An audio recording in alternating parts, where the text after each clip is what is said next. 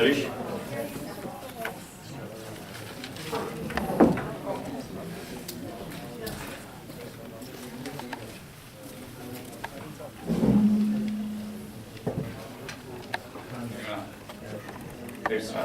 Okay, we have our. Atul, could you take a seat, please?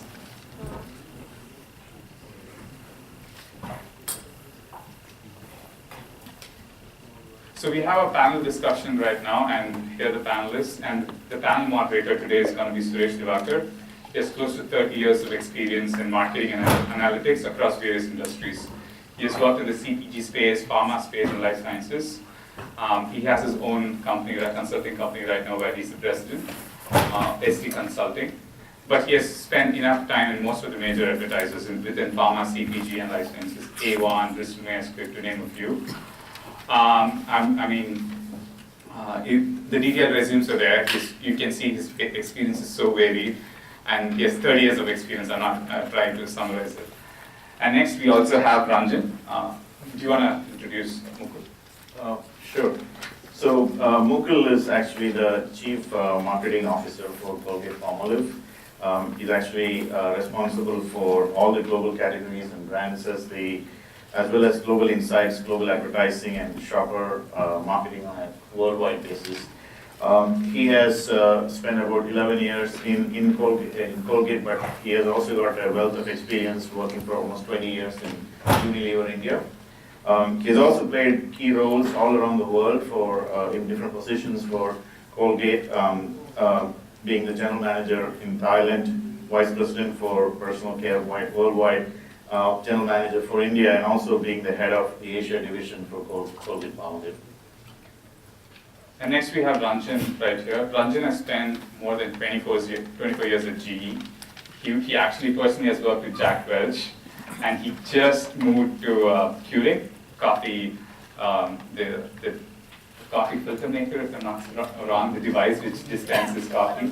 Sorry, I should know this better. I'm in art space.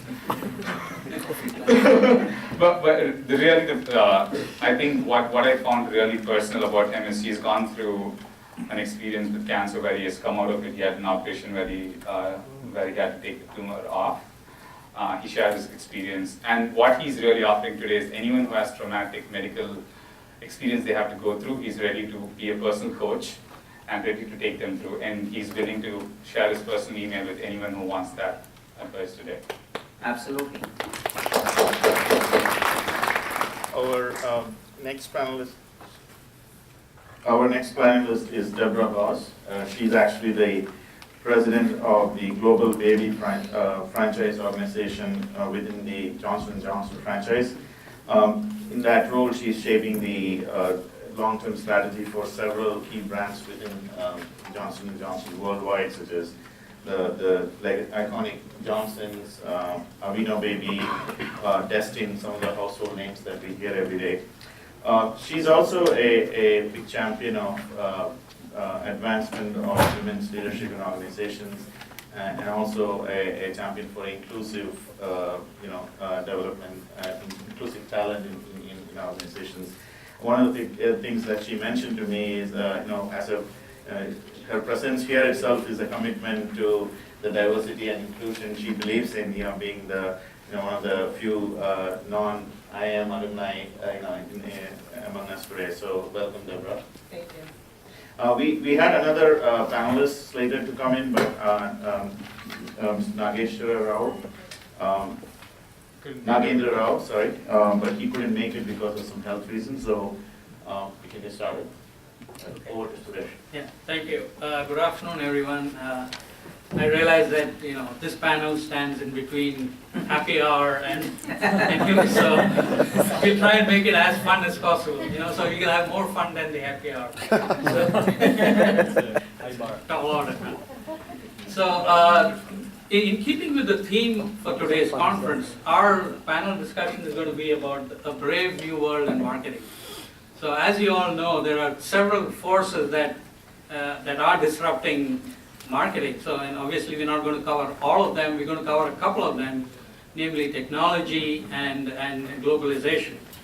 So let's start with technology. So let's take what we want to do is take a a wide view of technology, not just the enhancements in hardware and software, but also what are the digital revolution, the internet revolution, the big data, as Tiger pointed out this morning, the analytics, the insights, and business intelligence, whatever. So let's take a wide view of technology. And so I have let's kick off the panel discussion by asking the panel, how has the traditional marketing been disrupted by technology?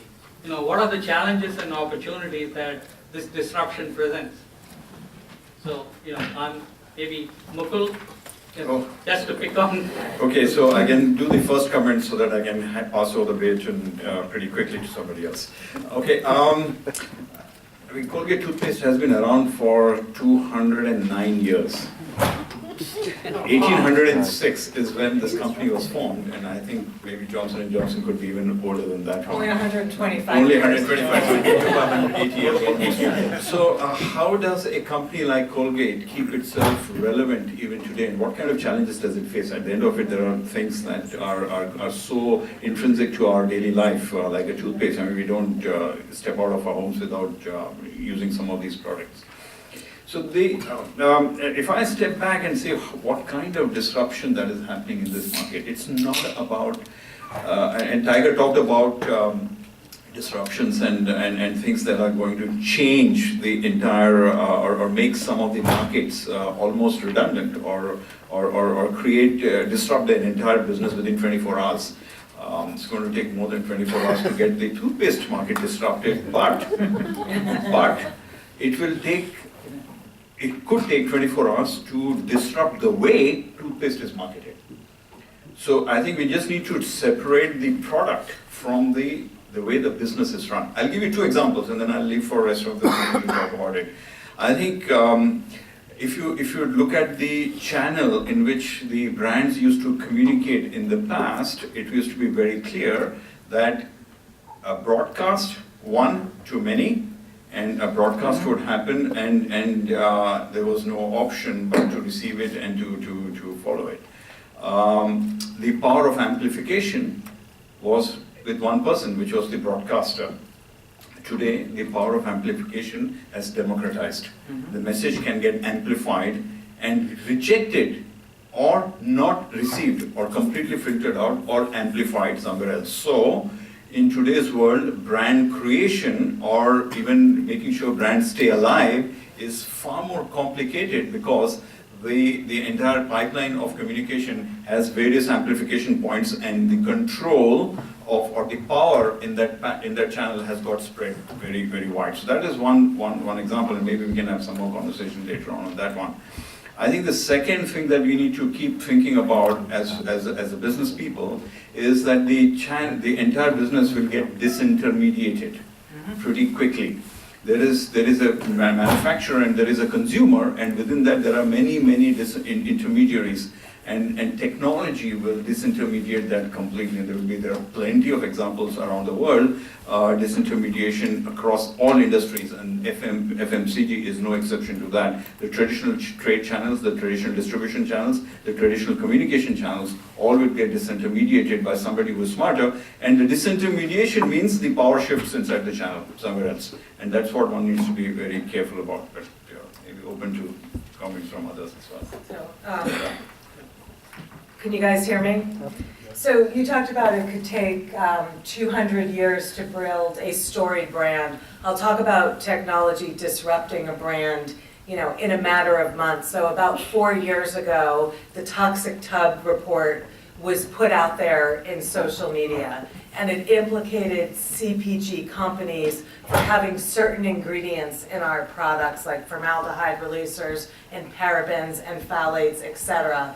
The virality of that report and the demonizing of ingredients and big companies hurt a brand very, very quickly. So while we have spent so many years and so much money building deep personal trust, delivering the best for baby standards to parents, because some people in social media put a bad story out there, and the power of social media and this new cadre of influencers very badly hurt our brand very quickly. And now we've had a big response and did the right thing, but I wanted to show another angle if technology disrupting a brand through social media.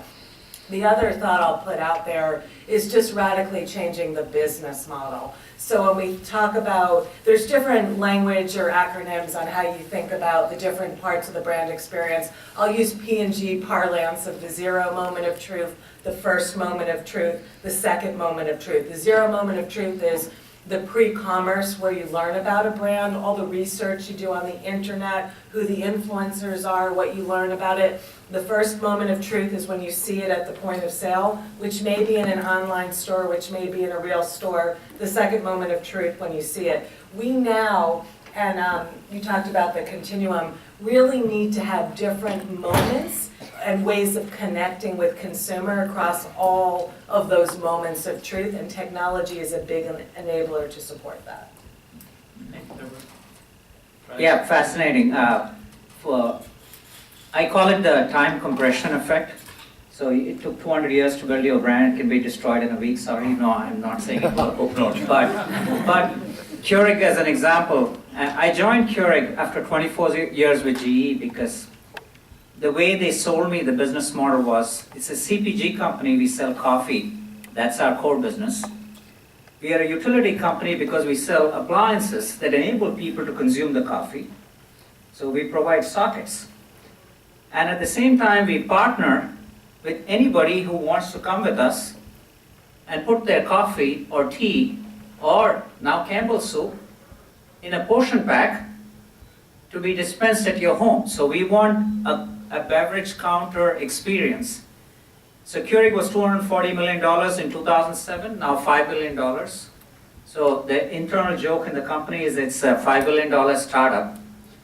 And some of the things that have been explored here, I live it every day. Shifting priorities. We did everything wrong till yesterday can be a typical Keurig thing when we walk in on Monday morning. Everything we did till last week was wrong. Let's do it new. You just have to keeping up with the company is great,